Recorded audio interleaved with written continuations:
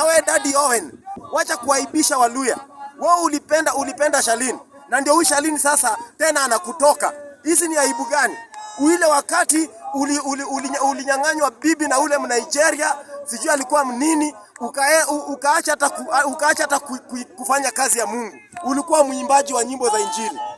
Uliponyang'anywa bibi ni kama ulipenda bibi hata kuliko Mungu. Ukaacha hata Mungu na ukaacha kuimba. Maana wewe ulikuwa unaimba gospel, ukakuja ukaacha gospel ati kwa sababu umenyang'anywa bibi. Tena ndio huyu Charlene pia tena anaenda. Tena utaacha bibi, utaacha Mungu tena. Kwani wewe unapenda Mungu saa ile anakupea bibi. Saa ile bibi anatoroka unaachana na Mungu. Na wewe pia unaibisha watu. Unaibisha wanamuziki wa nyimbo za Injili. Sasa saa hii ndio huyu Charlene. Ndio huyu Charlene anakuacha. Sasa miguu yako hata kufika State House itaisha. Uliingia State House kwa sababu ya Charlene. Sasa saa hii Charlene ndio huyu amekuacha. Sasa tena State House utaingia. Ndugu yangu nakwambia, wewe ni Mluya kama mimi. Lakini ile kitu unafanya ni vile wewe mwenyewe hujajua. Mimi nakwambia Daddy Owen, unafaa ukae chini ufikirie. Wacha kuona tu ni bibi ya president ati sasa ndio unaenda huko. Bro, acha nikwambie. Hiyo ni kujitupisha ambao unajitupisha. Hiyo ni unarudi kwa kilio. Sasa hii ulilia sijui miaka 2. Sasa unaenda kulia kama miaka 10. Utaona Charlene Ruto akona mtu mwingine. Na mimi nakwambia Charlene Ruto, hiyo ukikuja hapa Jacaranda. Jacaranda sisi ni vichwa ngumu. Hapa sisi hauwezi fanya vitu kama hizo. Hapa sisi tutakunyorosha.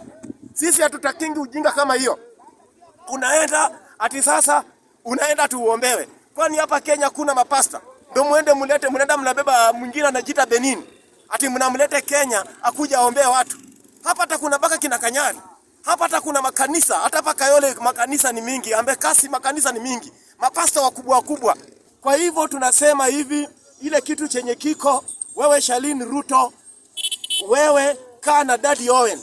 Maana hii ni kitu imeenda viral, imejulikana Daddy Owen ndo bwanako. Wacha kukua kiruka njia. Wacha kukua mguu nje mguu ndani.